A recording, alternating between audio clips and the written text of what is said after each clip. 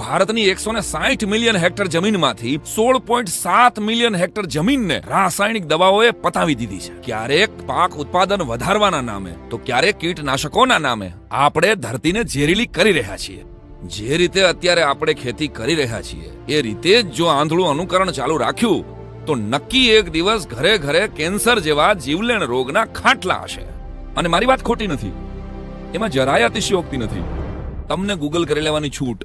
એક સમયે સૌથી વધુ પાક ઉત્પાદન કરનાર પંજાબે જમીનમાં એટલી દવાઓ નાખી કે આજે ત્યાં કેન્સરના દર્દીઓથી ભરેલી આખી ટ્રેન ચલાવવી પડે છે.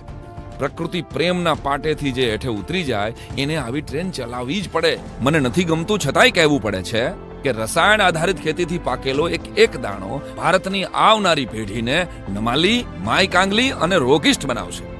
મને સાંભળનારા ગુજરાતના દરેક ખેડૂતને પૂછું છું, દિલ ઉપર હાથ રાખીને જવાબ દેજો કે તમારા દાદાએ જેવી સમૃદ્ધ અને ફળદ્રુપ જમીન તમને આપી હતી એવી જમીન તમે સાચવી શક્યા છો? તમારા દાદાએ તમને આપી હતી એવી જમીન તમે તમારા દીકરાને નહીં આપી શકો? આ વાતનો તમને વસવસો નહીં થાય?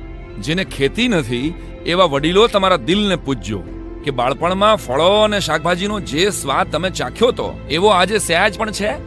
કોણ ચોરી ગયું શાકભાજીના સ્વાદને? કોણ ચોરી ગયું પાકના પોષક તત્વોને? કોણ ચોરી ગયું જમીનની ફળદ્રુપતાને? કોણ વાવી ગયું હરિયાળા ખેતરમાં હળાહળ? આ બધા જ સવાલનો જવાબ છે આપણે સૌ. ભૂલ આપણી છે અને સુધારવાની પણ આપણે જ છે. હવે સમય પાકી ગયો છે પ્રકૃતિ તરફ પાછા વળવાનો, પ્રાકૃતિક ખેતી તરફ કદમ ભરવાનો.